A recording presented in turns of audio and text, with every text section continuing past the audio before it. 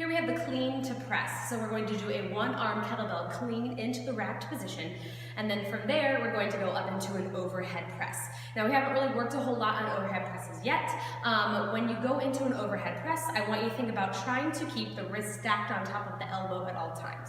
So the bell is draped on the outside of the arm, and you're going to press up above your head.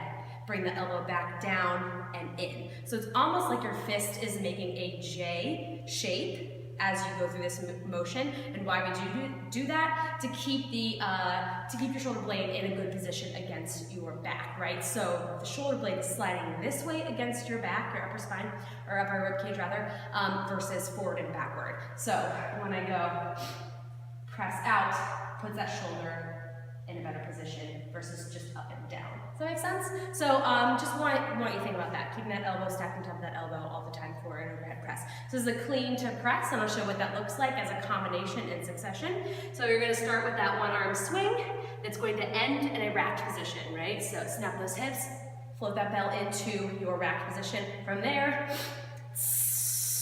overhead press above the head. Bring it back into that rack position, and then go again. Toss, clean,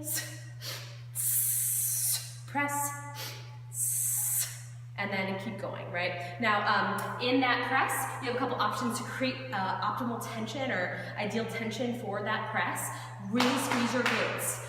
Really squeeze your glutes. It's going to give you a lot of power, a lot of force. Also think about pressing your feet down to the ground, pulling up tall in your quads, so you're bringing a lot of nice tension in your lower half of your body, because the lower half of your body is very, very strong, right? Using that exhale to your advantage is super important. That actually helps to brace the abs and get you set up for that press to give your ultimate power.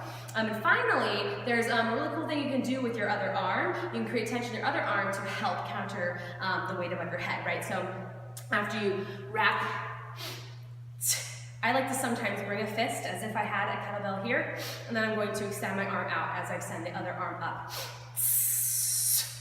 And sometimes that counter movement really helps almost distract the body and create tension on the other side in order to get that belt up and over your head. So again, squeeze the glutes, tall in the quads, use a little counter force, really create tension, use that exhale for a nice tight abs. Clean to press.